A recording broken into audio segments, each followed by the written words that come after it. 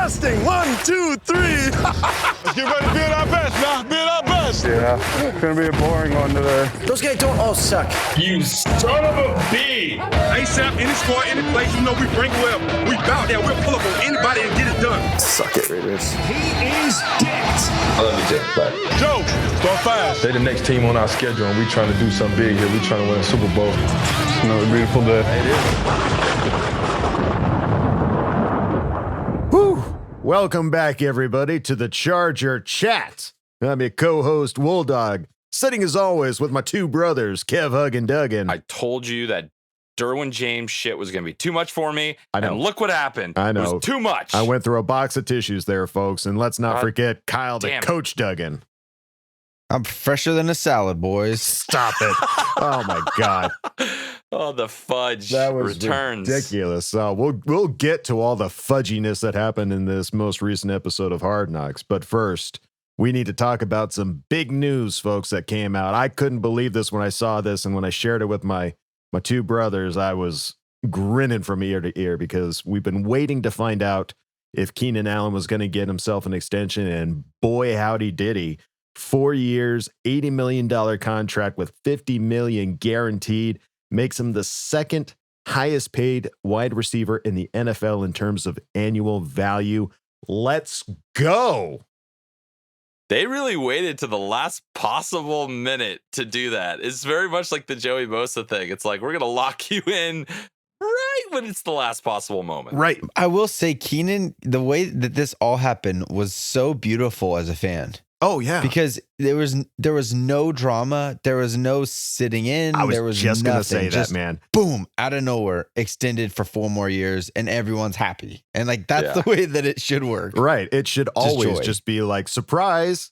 It's happening. Not like, Yeah. oh, You're we're having welcome. trouble talks. And Telesco's been blindsiding us with this like awesome shit. All, Bosa, now this, it's been awesome. Thank you, Tommy T. Yeah. thank you, So good. Tommy. Before we continue, can you guys hear the crazy thunderstorm going on in the Ooh. background of?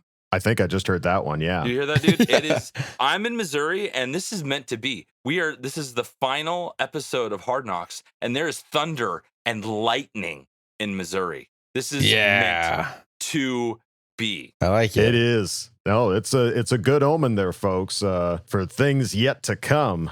So Keenan Allen, big fat news. So happy to see that. And then the 53-man roster came out, and there were, as there seems to be every year, at least a bit of surprises to see. One of which being that this was the year that we did not sign any undrafted free agents to the 53-man roster, though that is completely understandable given the situation that we all saw from Hard Knocks and every other team's preseason basically being cut to nothing just to being practice. So Yeah, I feel like if you were an undrafted free agent, it's like a win to make the practice squad.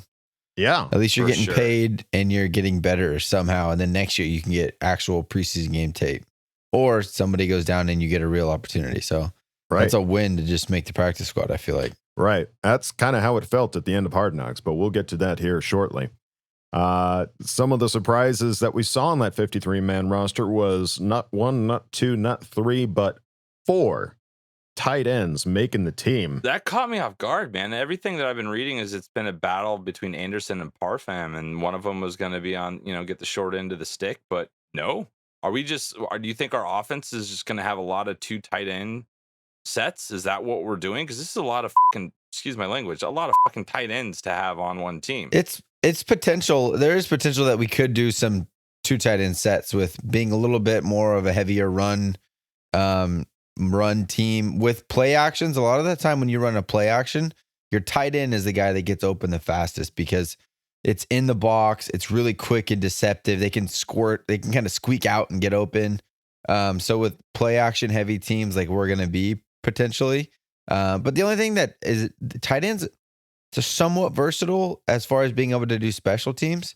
But I don't see Parfam really running down and making tackles on special teams. The guy's like 7 feet tall. And I don't know. It does seem a bit odd to put so much stock into tight ends, but that's just kind of what the NFL is now. The Bears are carrying 5 tight ends this year. Oh, that's just, I think that's just the shift in the NFL is somehow going. Gotcha. Well, one of the things that, and for the record, it's Parham, not Parfam. There was no F sorry. in his last name. Lo But siento. that was one of the things that he was touted for, was being very fast. Like, for as tall as he is and as lanky as he is, he's a fast tight end. So, Well, he's a wide receiver tight end. He's not a Right. blocking tight end by all Right. accounts. That's why Anderson Right. is getting the one up. But we on may him, see him but- on some special teams. To your point, Wooly, he's quick. Yeah. He might be able to get down the field and make some plays. yeah, time will tell. Some of the other surprises, Trent Scott was cut. Vida Zane. I wasn't so really. long. Whoa, I heard that Whoa. one. Yeah, but that I'm was- telling you. See you later, Trent Scott. They agree with me. Wow. The football gods agree with me. Did you hear that? They agree with me. Oh my Trent gosh. Scott is gone, and now See ya, Storm Trent. Norton. Storm Norton rolls Has into taken Kansas his spot. City. Oh He's my knocking God, on your this- front door, Kev. Wow, that was the perfect setup. That was So creepy, yeah. Storm, are you there? Are you there, Storm? Is, on our team. Are It's your good ears for him. burning? Yeah, XFL. So that's good Yeah, for him. for a fan, I think it's cool because we know what we had with Trent Scott. You know, like Right. he's like an Wasn't good. average. Wasn't Yeah, he's shit. not very great. So like It if he wasn't were to good.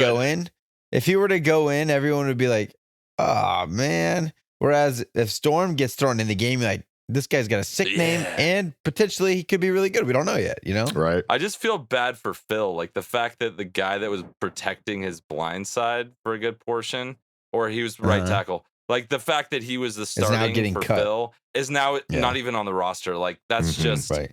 sorry, Phil. Yeah. Sorry, man. Yeah. It's the send off for Phil in the last few seasons was not the way we would have liked to have seen him go, but we're fans of the Chargers, and so we're happy to see them making good decisions like cutting Trent Scott and bringing a guy from the XFL. That's two guys now from the XFL that have made the Los Angeles Chargers team, so that's pretty exciting, especially for the Nice. XFL and the future of the XFL to potentially Yeah, be the that, Rock. that farm league. So we'll see how that goes. Sad to see fullbacks, both of them got cut, Neighbors and Holly, but Neighbors at least made it back to the practice squad. And But on that, there's an interesting thing that they were saying is that they might pull him up to activate him based on matchup.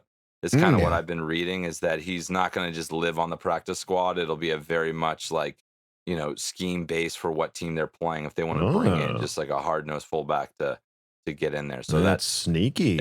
it's good that they did that. We'll see. By all accounts, Holly was like the absolute bruiser fullback, and Mhm. Neighbors was more versatile. So Dynamic. yeah. Yeah.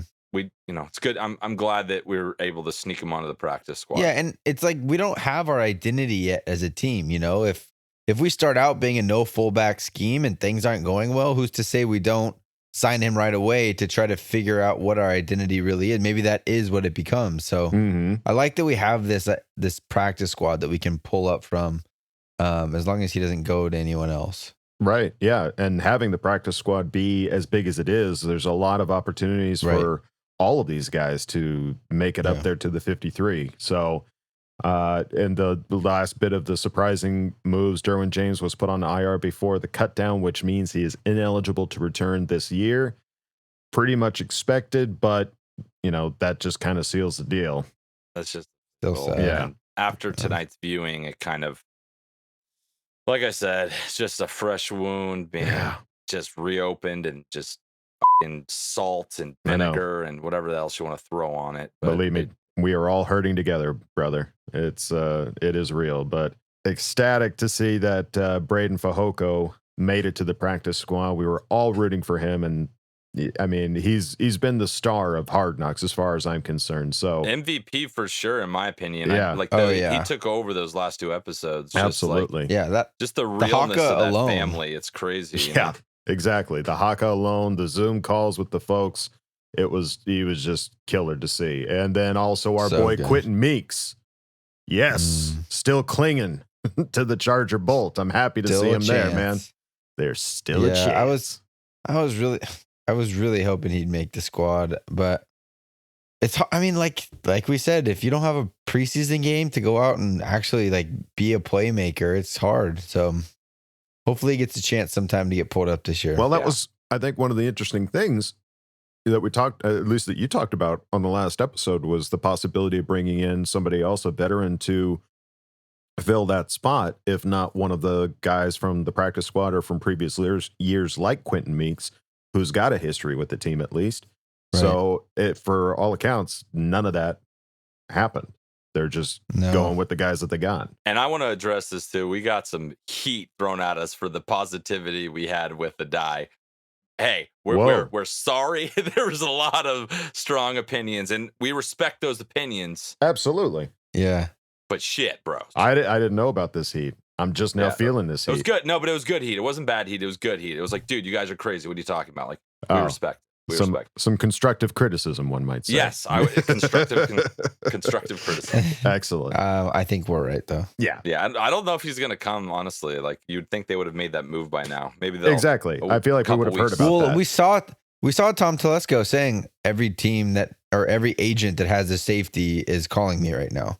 So, like, obviously, it's the conversation. If it hasn't happened yet, I don't know if it'll happen, but conversations are probably going. We'll see as time goes on. So feel free to look up all the guys that made the practice squad. There is a good list of them, or any other guys on there that stood out to you guys. I just want to get into this Hard Knocks because I have some strong feelings about a lot of things that happened in this episode. I think it was a very good episode and a great way to end it, but I agree. I got some feelings towards some of the, like we said at the very beginning, what we talk about every week, the contrast between two coaches is so night and day. It's crazy. Yeah, it is. Yeah, it is. And before we get to that, we'll just touch real quick on the 53-man roster. We won't go through all the names, but there were a few surprises.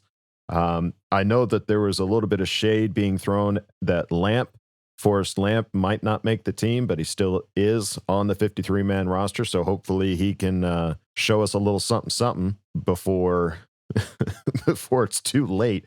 I've heard a little bit of rumor about Mike Pouncey being possibly injured with something going on. They didn't mention any of it on Hard Knocks. It was undisclosed. He hasn't practiced much this week. I don't know what it is. It's an undisclosed injury, or I'm not sure what it is. It's very vague. But hopefully he's ready for Sunday. Winning out of the last week at training camp.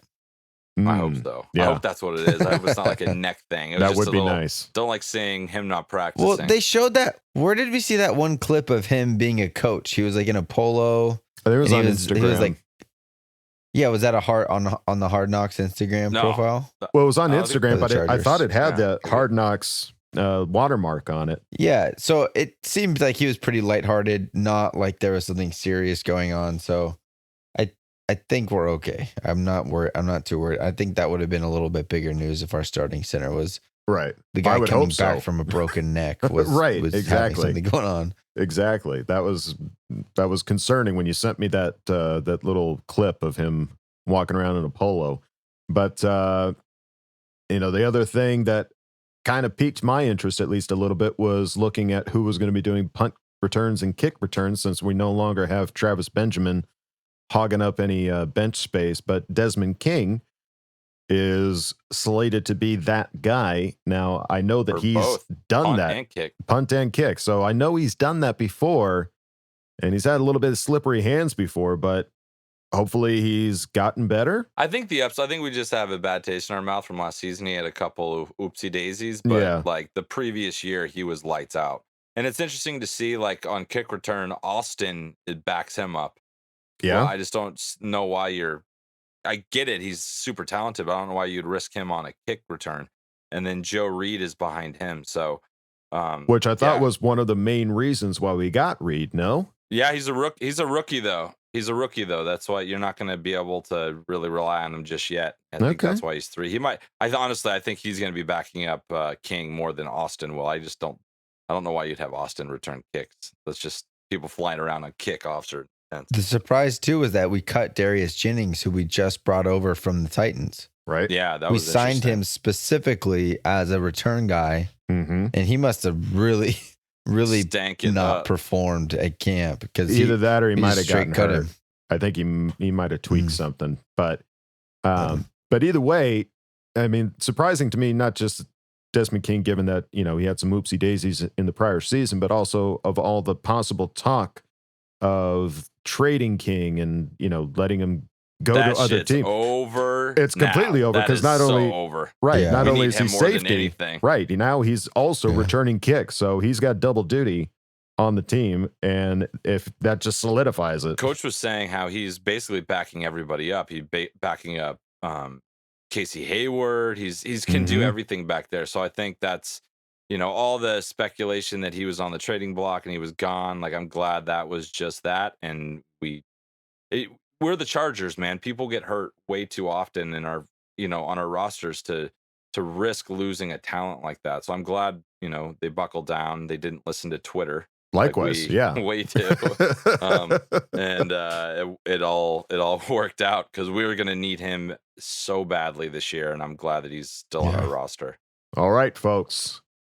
Hard Knocks season finale, episode 5 in the books. We all watched it. We're fresh, and we just literally watched this like maybe a half hour ago. So we are very fresh. We are ready to talk about it. So we're fresh. We're fresher than salad. Did I mention my wound? We're fresh. My wound. Salad. My fresh wound. You did. Let's take this step by step because it started off pretty solid with the wide receiver coach. I can't remember his name. McGuigan. Strikes it again. Just comes out real and talks about cuts are coming. You guys better be ready. So that was really set the tone for the episode. And I couldn't help it when the Rams, man, like the comparison between just both teams. They showed the general manager in his stand-up desk. He had his hat on backwards. He looked like a freaking man-child. Like he was just so awkward goofball. looking. Like he's just a goofball. Just a goofball, man. Like that's your general manager. Well, I want to jump around a little bit because we're on this, and I think the most interesting thing about this episode for me was how both these teams handled the cuts.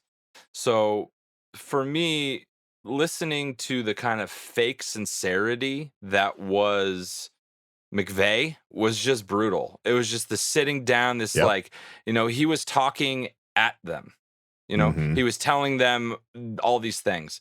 But then you cut to our team and you look at Lynn, and what does Lynn do? He speaks with the players, not at the players. The first thing somebody comes in and says is, he's like, so what can I do to make you better?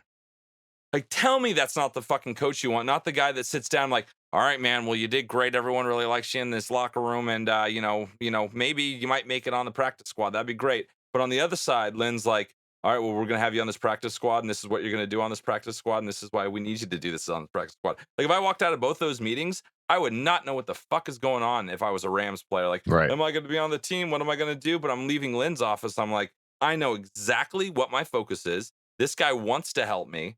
And it's just so night and day difference between McVay and Lynn and their leadership quality. It was so brutally in your face on this episode. And when we've been contrasting everything, it was just so brutally in your face. Yeah. How bad McVay is and how fake he is. It's not fake. I just feel like he's this young guy who's trying to posture for all these, his buddies. And we have a leader who's mature. He's been in the league and he just demands respect.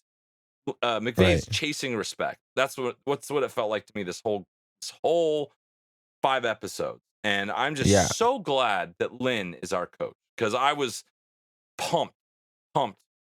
Just seeing, just talking to the players when he was letting them go. It was like optimistic, even though they were getting cut. You want to get cut by Coach Lynn, Kevin? Sounds like you really want to. Cut me any day, Coach Lynn. Whatever you want, bro. You're just so motivating. It's sweet. Cut me. I do, but honestly, like, how can I get motivated over? I've never seen anything like that on Hard Knocks, where letting somebody go, but with the utmost respect and optimism for their future. It was incredible. And even like Braden sat down and they asked him, is this the first time you've ever been cut? He's like, yeah. He's like, it sucks, doesn't it? It's just like, holy shit. Yeah. Like we're friends. He's and been he asked there. about his family. Like he cares. McVay just wants you to get out of his fucking office and move on. Right. It was just so embarrassing to watch the Rams do that. Normally on a normal season, it'd be fine, but you're putting that side by side with Coach Lynn. It's crazy. It's not fair to McVay. It's not even close. Sucks that bad. It was watching Lynn talk to the players. He had a conversation with each person that was tailored to that person.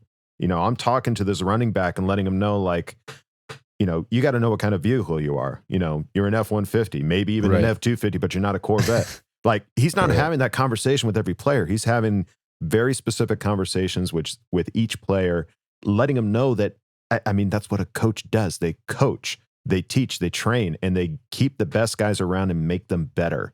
And not just say, you know what, something might happen, don't know, goodbye, and just call it. Like, don't forget your iPad. Yeah, it's crazy. And I watched all these. The thing my wife and I've been doing, we sat down, we watched all these episodes together, and she sent me this quote right afterwards, and it's so fitting for what Lynn is. Sorry, I'm like really a pro Lynn right now, but I just wanted to read this quote because this is what he's doing compared to what McVays doing. Go for it.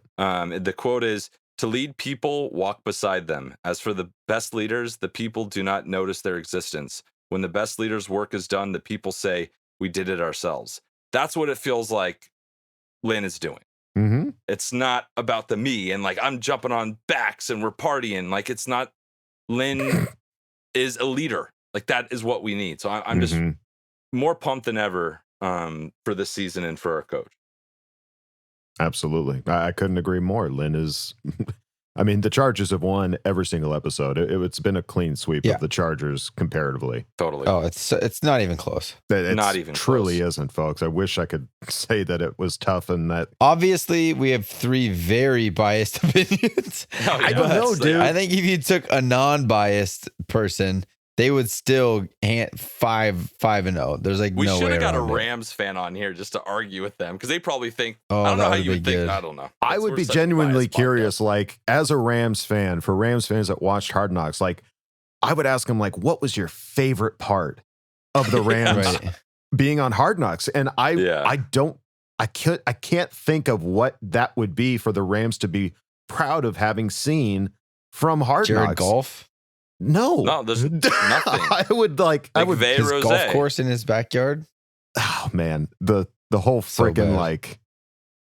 I'm sorry, but if we're gonna jump around, the last thing when Goff was like, "Okay, if I hit this post, you're gonna give me $100, right?" And they're like, "Okay, well then what if you don't?" Like, I'm sorry, dude. Like, you're a multimillionaire and you're not gonna like pony up. Like, I guess I'll give you guys each $100. Yeah. Like, Yeah. just like, well, the odds aren't really that good. I'll thank each and every one of you. And then he misses it and goes, thank you. And then goes, boy, you guys got a lot today. You got a lot to work with. I gave you my all today. Yeah. And it's like, dude, your all is like a fucking afternoon nap, man. Like, you have zero energy, my friend. Yeah.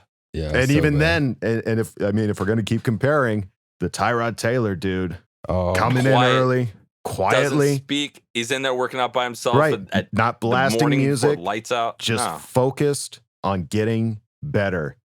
He speaks softly and carries a big stick. Yes. That's what our The only quarterback part does. about that I wasn't like hyped about is that Justin didn't tag along. You would hope that like a couple weeks into training camp, he would be like, "Oh yeah, that's weird. Tyrod's always here. Mm-hmm. I wonder what time he gets here. Let me ask him. Oh, let me come along. Like learn from this vet that's been doing it a long time." He'll have Now, a chance. obviously, that's nitpicky, but Yeah, that do you would want to be get pretty up at awesome. 3 a.m.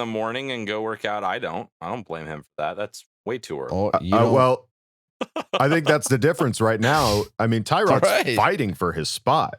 Like, Oh, Justin is waiting in the wings. Like, Justin doesn't have to get up at 5 a.m. to go work out. Justin, like, as soon as Tyrod has a bad game, it's Justin's team to Yeah, but then play. if he's not getting up at 5 a.m. getting ready, he's not going to be ready, and we're I don't not like going I to it. do agree. it. I don't like this train we're on. We're kind of throwing shit. No, at her, but I'm Kyle, just saying, back off, Kyle. That's Justin stupid. is he's a rookie. That's he's a still shitty take. He's still That's got to a learn. Shitty take. He still has to learn. I think it's a hot take. I think it's a shit take, Kyle. I think hot takes by coach. I think once Justin watches this episode of Hard Knocks, he'll be making some changes to his morning routine. I'll follow up with him. Check in. Let's see what else was there in the episode. Geez, when they were showing some of the plays earlier, just like they were showing Derwin, but they were showing other guys making plays as well. And there was a play that Eckler got the ball and he just was just gone I can't to wait the to end watch zone. him play. He I was can't wait to watch him so play. fast. Like I knew he was fast. I don't remember him being that fast. I feel like he's gotten faster. He's that fast, dude. He's so fast. I want to address it. Like the Derwin thing I keep talking about, it just sucks. But what the problem I had, and it's a problem for me, it's not a problem for the show. The problem I had is I knew what was going to happen, and we Right. all knew what was going to happen. Right. And the slow build up to that moment was just, I couldn't watch. Like I had my shirt in my head in my shirt. I just didn't want to watch it. Yeah. And then it happened, and it happened with absolutely nothing. Like, it was non-contact. It was, oh my God, what a shitty way for him to go down. And then hearing coach say that he did it to his other knee. It's the same injury he had on his other knee that he did in college. Like, I didn't know that. That sucks. That's crazy. So it was just, just sucks. It sucks because, I mean, we talked about it last episode. We knew a week in advance what was going on and what was going to happen. And yeah, so as a Charger fan that already knows what's happening, and to see that slow of a build and not just have it like, just blindside us, just give us a quick punch, just show us the play, hit us, we'll take a breather and then we'll move on. But no, you got to hype up how good of a player he is. And I mean, it's hard not to. The guy is a talk about stud. his injury last year.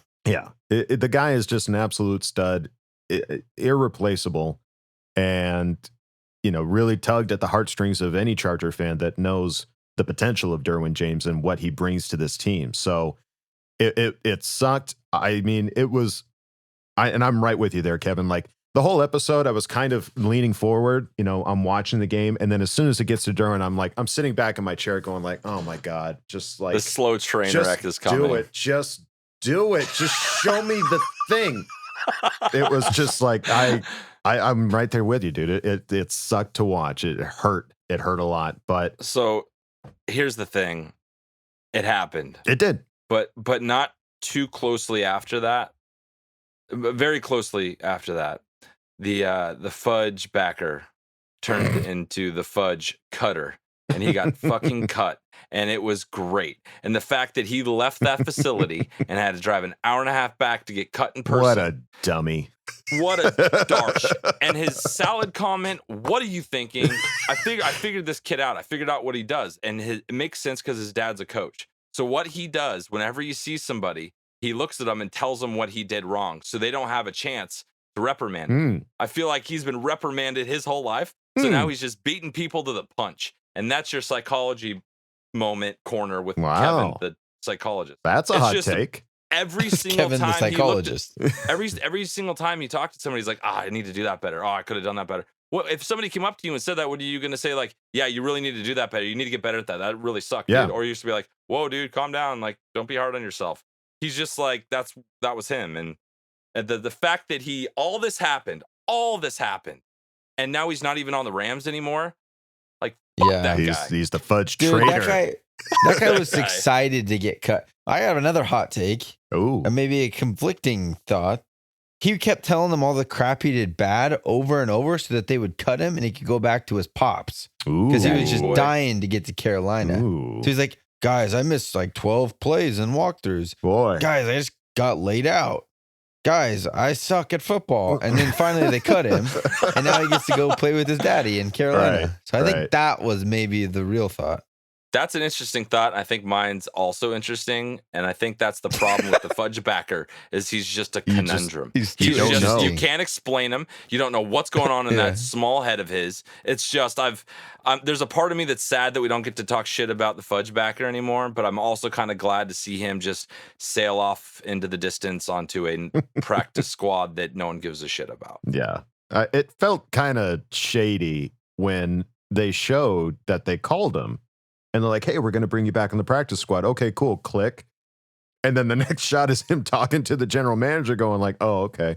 All right. I guess he's not coming back. Like, that was just, I don't know. Like, you would have thought that they would have got it out at the beginning. But well, Avita Zane Fudgebacker, it was the last time we'll talk about you. And it's later been a fun, 5 weeks. So take it easy, guy. As far as the guys that did make the practice squad, it was right after they showed Derwin's injury.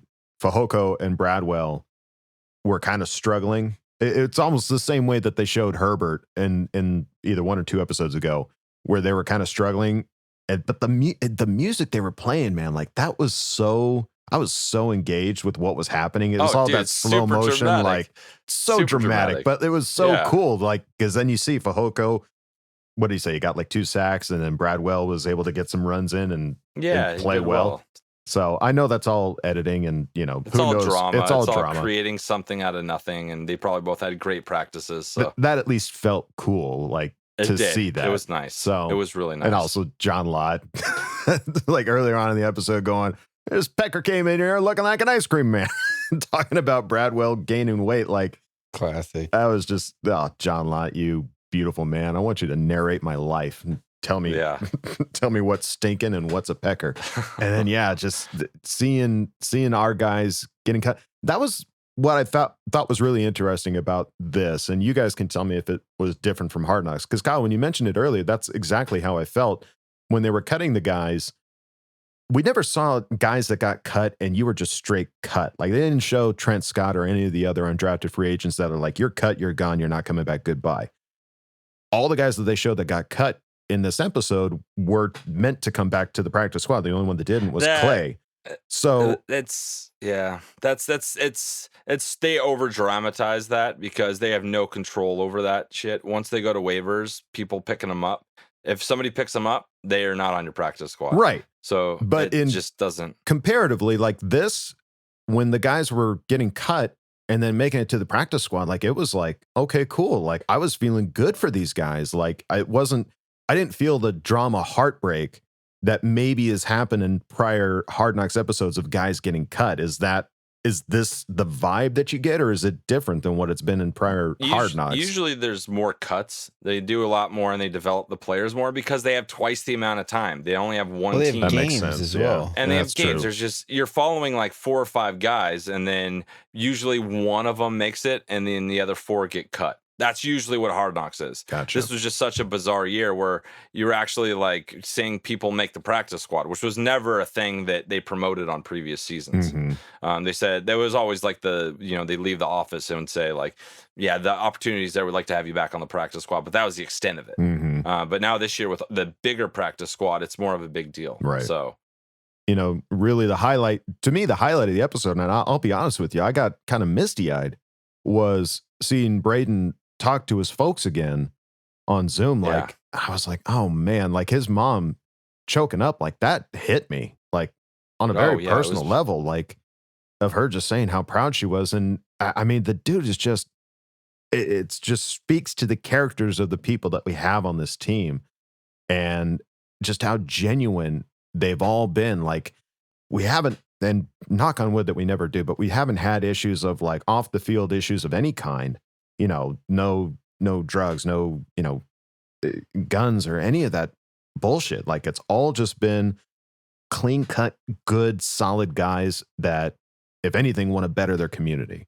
So to see Braden make that and be a part of that. he's the kind of guy you want on this team. He's the makeup of what you need. And just seeing, you can see just how excited his whole family was, and that was very emotional. And it's clearly that's why they ended the show like that, because it was the strongest part of the whole thing. Yeah, it was the thing you could really hold on to. And that's wrapping up the Hard Knocks conversations we've had for like last 5 weeks. Mhm. We were super lucky. We reached out to Vili Fehoko, Braden's father, So Vili the cool, Warrior, and he got back to us, and we were able to have a conversation with him. And oh my God, the guy rules. If you liked him on Hard Knocks, like, you can take a listen to this, and the Fehokos, they're my favorite. That's a fact. Understandably so, folks. So here's a very special treat of a fan focus for you. Kevin talking with Vili the Warrior. Let's hear it. All right, we are here with a very, very, very, very, very special guest. We have Vili the Warrior, a.k.a. Papa Braden Fehoko. How's it going, man? I'm good, thank you, man. I'm nothing but excited, man. Excited for the season, and I'm looking forward for that, man. Thanks for having me. Oh, absolutely. We're so excited. I was so pumped when you got back to me and said you could come on. We're really excited. So I want to just jump right in and ask you, how did you become Vili the Warrior? I'm Vili the Warrior. You're a Charger fan. I remember when Coach June Jones left San Diego Chargers to join the University of Hawaii. Back then they were Rainbow. So he became the head coach, and I was working in the North Shore of Oahu, the island of Hawaii. This place called the Polynesian Cultural Center, one of the main attractions in the island of Hawaii. I was working there, and they brought in the Hawaii team and Oregon for the Hawaii Bowl to watch the night show. It was one of the main attractions in the Polynesian Cultural Center. Awesome. So when June Jones was with his University of Hawaii watching the show together with Oregon State, I came out and played the drums. I just rock. I turned the house upside down that night. I do that every night. And Coach June Jones turned and looked at his offensive coordinator, was Ron Lee. He said, I want that guy to be on my sideline. So story short was that the following Monday, he wanted to get a hold of me. So he called me. June called me on my phone, and I answered, this is head coach June Jones from the University of Hawaii. Then I hang up on him. I thought somebody playing a joke on me. Then I hang up on him. Then he finally got a hold of my wife, and my wife told me, hey, June Jones want to talk to you. I said, that was him. So story short, June brought me in. When that year was, he was explaining, he wanted me to just get the ground, opening up get the place go fire. Same thing what I was doing in the night show. When I first doing that, the fan fan of Hawaii, seen it for the first time, and they like it. They like it. So I just do the opening, and I pack my drums and bed my fourth son, including Braden, who was a little boy. Hey, let's go home. So the next doing the game, and the fan get back. Hey, where's the drummer? Where's the big drummer? Where did he go? So June, we sit down with June and say, hey, I'm not a mascot. I'm not. I'm just an entertainer. Yeah. So June said, how can we leave you the whole game, because the fan keep asking for you? I said, okay. So we work everything up. Yeah, that was it, man. I've just rocking the Aloha Stadium for the last 14 years. Get the crowd fired up. That's what I do. It become like Vili the Warrior. I stuck with that name. Everywhere I go in Hawaii, nobody call me by my real name. Everybody call me Vili the Warrior. That's so cool. The myth has begun. Yes, sir. Yeah, yes, sir. Absolutely. That's awesome. And, it's very clear, I was introduced to you from the last episode of Hard Knocks, and it was like, oh my God, the energy that you and Braden brought, and that it was just incredible. I was literally ready to run through a brick wall. It was I got so fired up. So, what you do is so important, and so important for football and football fans, and just the intensity. So thank you for all of that. Wanted to ask you, how has football been a part of your life up to this? Did you play when you were younger? How have you been around football? Yes, sir. I played football, high school football, and I have an opportunity to, trying out, and I went to a Canadian Football League, and everything never worked out. So I came back home. My brother was pushing me to go, but like, hey man, you're big, you're fast, you got everything's in you. You should go back. And the time he was living in San Diego, my older brother said, why don't you go at San Diego State, go walk on that? And I said, oh, yeah, but I wanted to go back home. I was kind of homesick, away from home. So story short, I went home and met my wife. That was it, man. I just and I started working at the Polynesian Cultural Center. There's, like I said, was one of the main attractions in Hawaii. So every year they had the Pro Bowl in Hawaii. A lot of the players come to the center. So and the word get around. So every Pro Bowler come to the center and say, hey, so go check out Vili at the village, the big drummers. I get, what a blessing I get to meet so many great people in my life. There's meet a lot of professional football players, guys like Randall McDaniel for the Vikings, Lake Junior Seau for the San Diego Chargers. Absolutely. The name go on. And my kids was just around the game. Then when I got to the University of Hawaii doing that, I think that was a blessing in disguise. It's benefit my fourth son. Kind of they see what the game is all about. Hey man, absolutely. This is this is what they want to do. But there's continue to doing that. I get to do a little bit of the Pro Bowl. When I was doing my year in University of Hawaii, the Pro Bowl, they kind of like the whole energy that I bring to the stuff, and my kids kind of like, my whole family kind of go into that. I kind of just dive myself in from football into entertainment to the cultures. I just keep going with that. And my fourth son went to college. I do the same thing for my oldest son, from Whitley to Sam, VJ, now it's Braden. I just enjoy life. That's so awesome, man.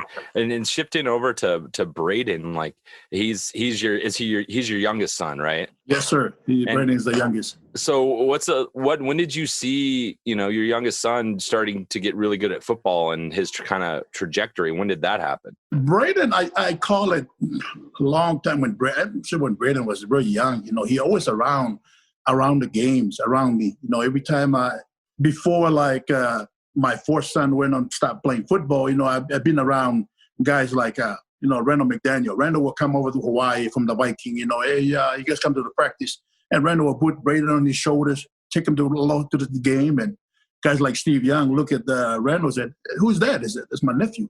I said, you're not Samoan. and Braden's been around all these players. I remember we were in the University of Hawaii when we out there setting our drum, get ready to do the game. I look up, Braden is catching ball for Colt Brennan, the quarterback. He is out there. The brothers are setting drum. Braden is catching football on the warmed up. And he walk over to the D lines. He's out there. He's taping his fingers and everything. Like, Braden was ready to go. Yeah.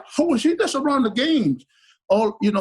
There's something that is amazing when I sit down and watch the show, The Hard Knock, then I see it. It's kind of bring tears to my eyes to see how far my family came and how Braden, you know what I mean? There's just a little boy running around the Aloha Stadium now, I get to see him on a big screen like, HBO, NFL Network, like doing that. It's just, what a blessing. It's a blessing in the sky.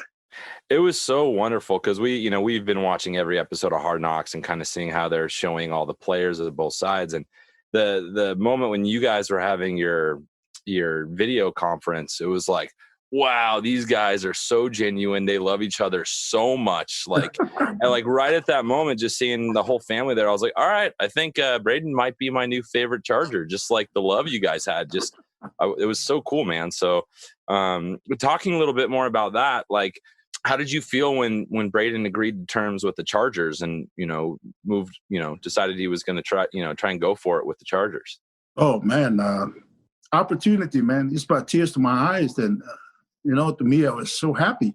I'm super happy that the Charger organization going to give my son that opportunity, all the things that we go through with with the coronavirus and all these things happening, no combine, no everything, but yeah, the Chargers take a chance on my son, and that thing that I thanks God and I thanks the organization, Coach Lee, for believing in him, and I know that wherever Braden gonna go, I pray to God, and he'll bring a lot of not only to the team but to the fan also, to the organization, and that thing that's like you say, you talk about the family thing. We have that every Sunday. We have that yesterday, but I didn't know HBO was covering us, and we just like out there doing our regular things. And when I see that on the stuff, that we do that, we go to the family home evening. We every Sunday we look forward to see each other. Now we are far away from each other. We get to see each other, and I'm just so grateful for this the opportunity that the organization gave my son.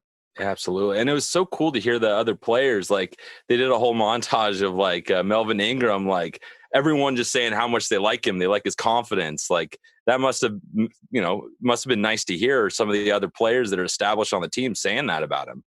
Absolutely. Braden, like I said, Braden is the youngest of four boys. And when I watched that show that night, then I remember his three older brothers always, they sit him down, they talk to him. And Braden he'll sit there and soak everything up. He'll never talk. He just sit there and listen to his three older brothers. Now I see the three bowler, Ingram and Joseph and Boza right in that room. And I said, thank you, Lord. You know what I mean? good Lord continue to bless not only my family, but Braden, bring great people, good people into his life, Absolutely. And I see Braden out there talking to these veterans, asking, hey, man, this Braden he loves the game. He's a student of the game. And he loves everything about life. Braden appreciated. One thing about, Braden, he's old school. He really, he don't say much. He really respects a lot of people, especially when the people, when they, he can feel people, he can feel the love.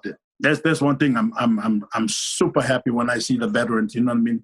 Yeah. Talking to Braden.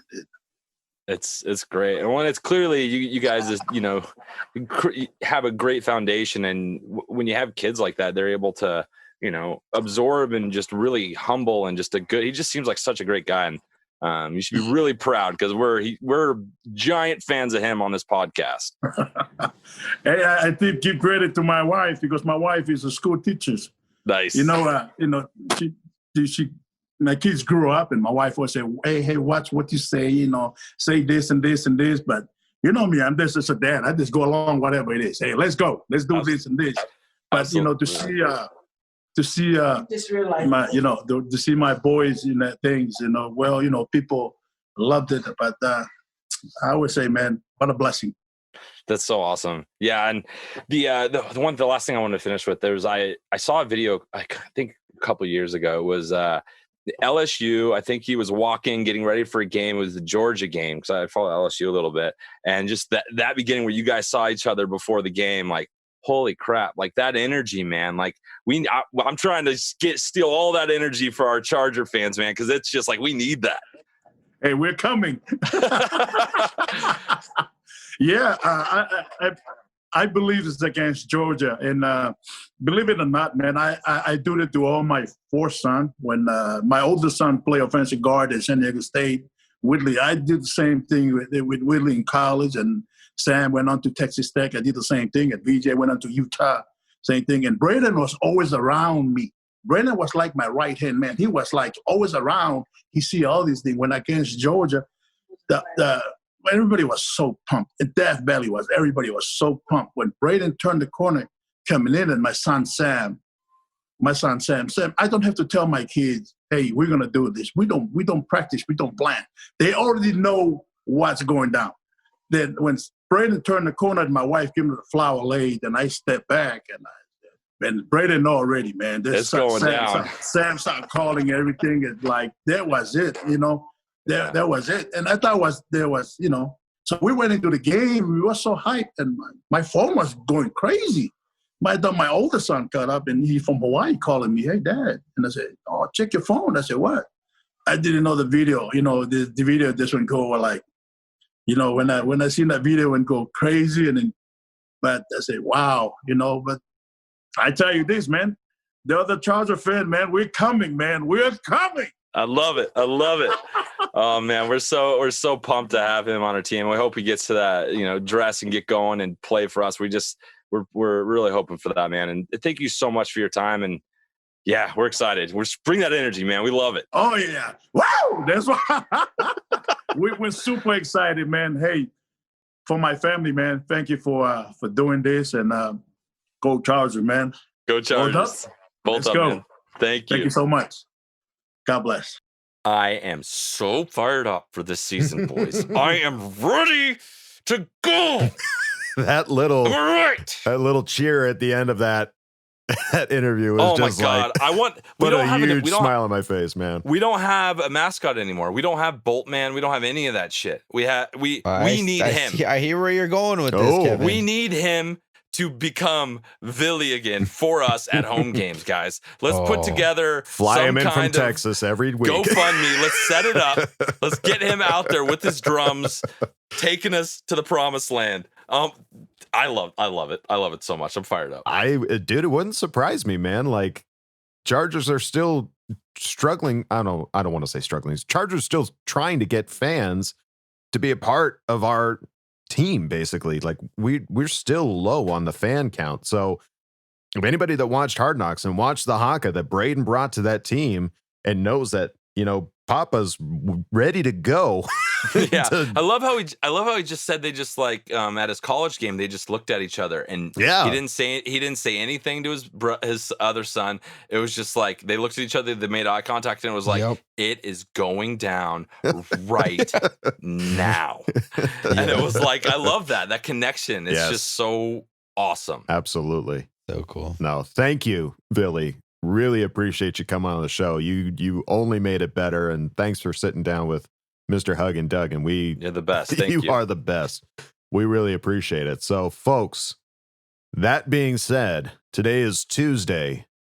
Football is coming back this Thursday, and Chargers are coming in less than a week. I can't believe it. 5 days till we get to see some Chargers football. I cannot believe it, folks. It feels like it's been 5 years since the last time we played. It has just been really does just that tumultuous of a of a 2020 year. So Thursday you get to see your first bit of football, and Chargers coming in on Sunday. We will be playing the Cincinnati Bengals, home of Mr. Joe I'm a Rookie Burrow. So with football being back, we've got a lot of intangibles to kind of break down. We got other rosters to look at, other players to look at, and see what it is that we're going to be facing every week. So we'll be coming back every week to kind of do this, to kind of have this talk, to figure out who our opponent is and what we can learn from the previous game. So we don't have a previous game to learn from this week, so we're just going to look at what's coming up ahead. So we've got the Cincinnati Bengals, and looking at their left tackle, Jonah Williams will make his career debut week versus Bosa and Ingram. Good luck to you, Mr. Williams. It was funny. There's a quote that he said where he said, what did he say? He said Williams said that he had some serious help preparing for Bosa thanks to Bengals and Sam Hubbard. And his quote was, "Going against Sam here has helped me prepare for Joey a lot." Who the fuck is Sam It Hubbard? hasn't. That hasn't helped you at all. Hasn't done jack or shit for you, buddy. Unless they took two guys and made you go against two, you're not. No one can help you prepare for Joey Bosa. Yeah, not happening. You're a dumb rookie. You're a dumb. Unless it's one guy named Sam and another guy named Hubbard. He didn't help you at all. No. And he's well, apparently he was the 11th overall pick in the 2019 draft and spent, he lost his entire rookie season to a shoulder injury, but they won him his first game without any real live reps against anyone. He's supposed to stand in there against Joey and Mel, depending on who's lining up. Too. It's not like he's a rookie that just played college ball. It was a whole year of nothing. Whole year of nothing. So I think that's Joey Bosa is going to rip him a new one. That is something absolutely to look at. That left tackle position during our game. Like keep an eye on that. Yeah, I from all accounts, from everything I've seen on Reddit from our other Charger fans, is that the O-line for Cincinnati is not too good. So we should see the guys eating on Sunday. Yeah, that sucks for Joe Burrow, because the last thing you want for a rookie quarterback is an offensive line that can't get the job done and give you a little bit of time to just get your feet wet. Because play one, we're coming. I'm excited because we're gonna get to our bolt predictions again, and I have a saucy bolt prediction based on what you just said, my friend. Saucy. Hang in, folks. Saucy. We will get to it. Let's see who else we've got to look at. Let's see. AJ Green, who's been kind of off and on. And I think last I saw, he's going to be kind of a play-by-play availability coming off of an injury. So we'll see how well he does. And he hasn't played a full game since October of 2018. Like he is constantly hurt. Constantly. So he's the chance that he's going to get back in the game, they're going to have him on a snap count, what it sounds like. But keep an eye on AJ Green and see. I don't really think he'll be able to do too much to us this week, but we'll see. It's such a weird week because there's nothing to base any of this on. We haven't seen anything. Everything's going to be different for the Bengals. Right. It's going to be everything's going to be different, and it's going to be flying by the seat of our pants week one, and then they can start seeing tape of other teams and making adjustments moving forward. Absolutely, it's going to be hard and it's going to be heavy. And the last bit of tidbit in regards to Cincinnati is Giovanni Bernard and Joe Mixon have the 2 longest active streaks in the NFL for rushing attempts without a fumble and haven't done it since they were rookies. So these guys have got glue for hands. Bernard has had 752 straight carries, Mixon at 524, not fumbling. Wouldn't that be great for our Wouldn't defense that with that be a stat? shame? Just to pull one of those, like just throwing this stat out there just to be like our defense, because we had last year's all turnover issues. We never got any. Right. Let's start off week 1 forcing a fumble with 2 guys that haven't fumbled in over 1,200 carries. So that's what I'm hoping for. Well, we've got, I mean, our defense, I mean, it always sucked that we lost Derwin James, but all the pieces that we have on defense are so strong, and I'm really looking forward, especially, the cornerbacks, the defensive ends, the linebackers, and we still haven't seen, I mean, that was the other thing from Hard Knocks. Like, I saw Murray, like, he was just kind of running around, like, they didn't show him, like, making any big plays or anything like that, so I'm anxious. I bought my Murray jersey, by the way. It'll be here that is Saturday, a fact, so folks. I'll be wearing that. Murray jersey coming in the mail. Coming in hot. All right. So we haven't done one of these in a while, but I think it's time to turn it over to Kyle, the Coach Duggan, to give us a little Coach's Corner action on what we have to look forward to this upcoming Sunday. What do you got for us, Coach? Yeah, so I'm excited to get back into doing these. In the future, there'll be a little bit more that I can break down as of last week and what our opponent actually does. For this week, it was a little tough because we just don't have much to go off of. Mm-hmm. We don't have any preseason work to really look at, so I try to look at some matchups and things that I'm excited to look for from that X's and O's perspective. Obviously, I think every Charger fan, anyone that follows the Chargers, I'm sure this is what a lot of the commentators are going to be talking about, is our left tackle position. I think as Charger fans, one of the big things that we're going to be looking at is Sam Tevi and how he's able to hold up on that left side. Mm-hmm. From an X's and O's standpoint, though, I'm interested to see how the Chargers help him.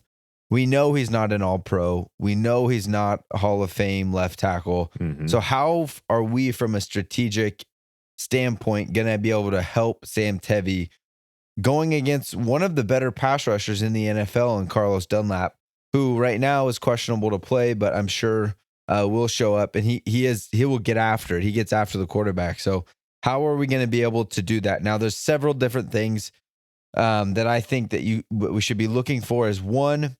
And I think the biggest area probably will be chipping and helping him. So there's a couple ways to do that. One is to put a tight end on his side at all times. Just put a tight end on the left side. Mm-hmm. That creates some difficulty, though, because normally if there's a tight end, your end will line up outside of him.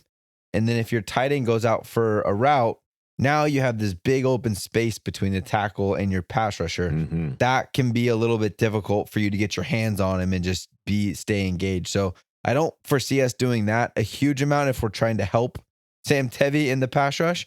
But what I think we could do, which is just a little adjustment, is instead of putting our tight end right there on the line of scrimmage, hand in the dirt, you stand him up and put him a yard outside.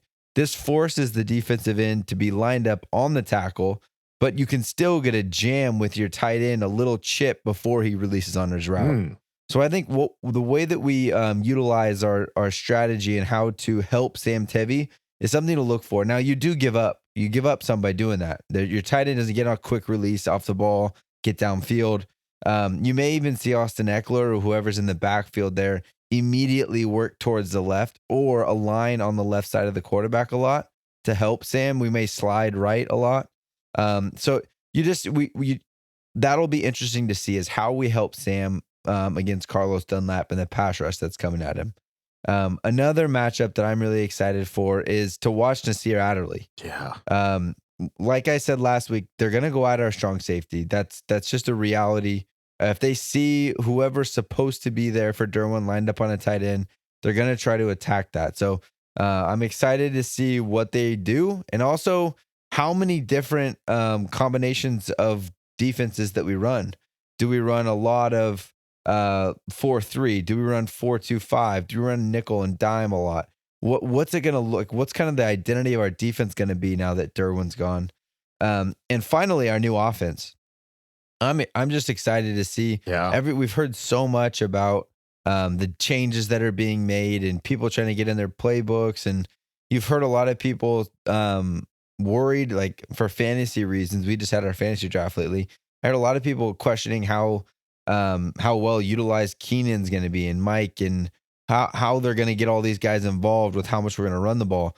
So I'm just really excited to see the way that all that's going to mend, but specifically on the running side of the ball, we're going to work a lot more towards zones. So some zone reads where Tyrod can pull and run. What that does, just from an X's and O's standpoint, you don't have to block one of the guys in the box. So when you say the box, that means anyone from tackle to tackle and within 4 yards of the line of scrimmage. That's the box. You don't have to block one of those guys because your quarterback technically is reading that person that you're not blocking. So it could be anyone. You could choose the defensive end to be the read. You could choose a middle linebacker. You could choose a nose guard. Anyone can be your read. You're not blocking that guy. And Tyrod has to make the right decision. And if he does, everyone should be blocked, and you have an extra guy.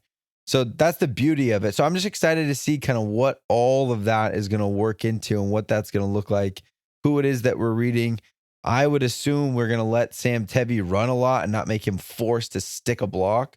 But it'll be interesting to see how our coordinator works all of that together to take advantage of our strengths. Wow, Kyle. Great Kyle, information, you're back. dude. Yeah. Kyle's back. Kyle. We found a purpose for Kyle, guys. you. We did it.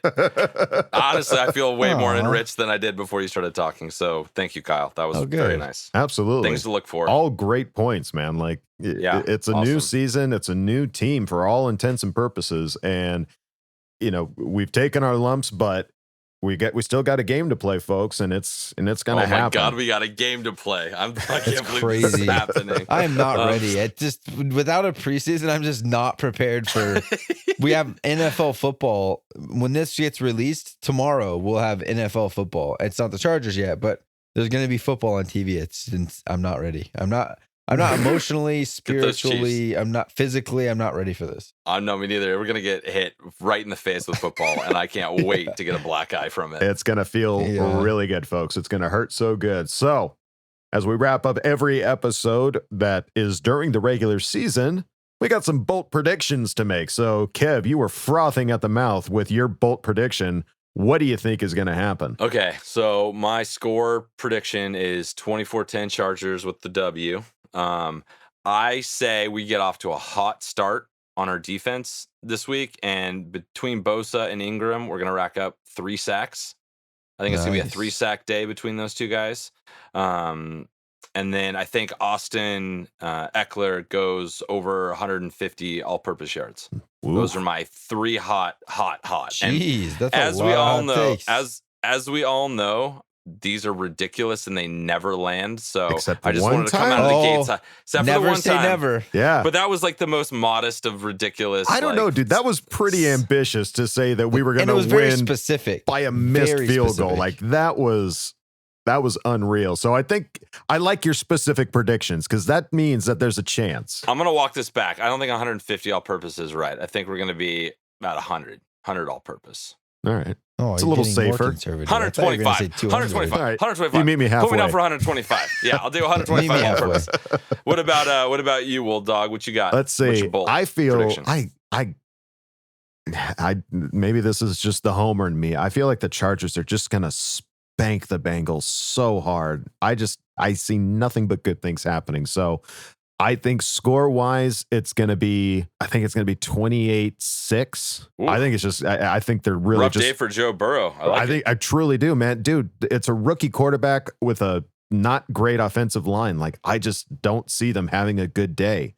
So I think that's my score. And then my bold prediction, let's see. I think Kenneth Murray is going to sneak in and get a sack on Joe Burrow. Because I think, if I might be wrong, but I think last time these guys played, it was Joe Burrow and Kenneth Murray. I don't know what teams they were from, but the last time they saw each other was Oklahoma, LSU. Yeah, LSU. was a game. So I think Murray is going to recognize that fear in Joe Burrow's face and come screaming in and just lay him in the dirt. So I think Murray's going to get himself a sack. I like it. All right, Coach, take us out. All right.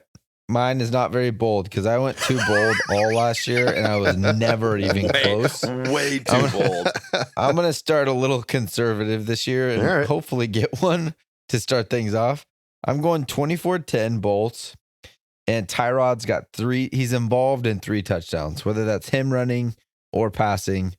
Tyrod's going to be involved in all 3 of the touchdowns that we score. So you're saying the quarterback is going to be involved with 3 touchdowns that are scored? That just means there's no rushing touchdowns, you a-hole. He's either going to throw for it or he'll run for it. So I didn't know what you meant. Like he hands the ball off to the running back who scores. Like that's a very open-ended bold prediction, Kyle. No, be more specific with this. That's not that obvious. Throw it or he's going to be involved in all the touchdowns. I'd hope he would be. He's our quarterback. All right, you know what? Tyrod's going to have 6 passing touchdowns. You like that? I do. I really do. I can't wait to see that. I love it. I just got to goad you a little bit into your ridiculous predictions. It's the best. Okay. I like that he's going to have 6 passing touchdowns, and you only gave him 24 points to score. So I think that's going to be a good game. Doesn't matter. He's still going to. They're going to get called back, but he's going to have 6 of them. Awesome. Yeah. God, I am so excited. I mean, again, it hurts my heart that Phillip Rivers won't be there, but I am really excited to see what Tyrod is going to do with the tools that he has. This team, I'm telling you, dude, I feel it. It's going to be explosive. So look out, Cincinnati. We're coming. Coming hot. Coming in hot. So that, my friends, is going to do it for this week's episode of Charger Chat. Don't forget to bolt up because we're ready for any squad, any place. Okay, love you. Bye. Football starts. Okay, love you. Bye. Yeah, okay, love you. Bye. And now, a word from our sponsors. Hey there, gang. Sean McVay here with another great product that I know you're going to love. Why? Because I told you so. That's why. Do you have a coworker or personal loved one you need to fire and you don't want to take the time to give them a personal send-off? Do you not have a script ready to go when the time comes? Do you want it to be as cold and ambiguous as possible? Then I got just the thing for you. All right? You need Sean McVay's School of Hard Talk. We got scripts ready to go to let that person know something is going to happen, but you don't know what, and you don't care. Just because you're a coach doesn't mean you have to show any sign of emotion or passion when it comes time to letting someone go. Take it from me, Sean McVay, and sign up today for Sean McVay's School of Hard Talk. All right?